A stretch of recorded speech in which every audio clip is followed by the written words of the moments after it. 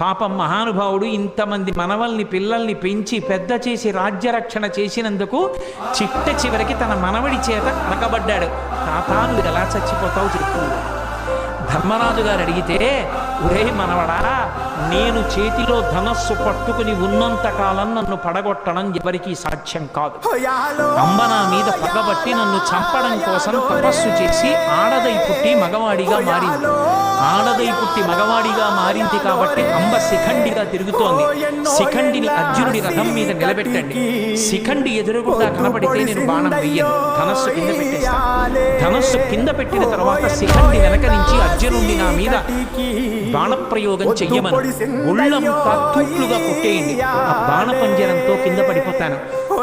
కృష్ణ పరమాత్మ చెప్పబట్టి శిఖండిని ఎదురుగుండా పెట్టుకుని భీష్మాచార్యుల వారిని పడగొట్టారు.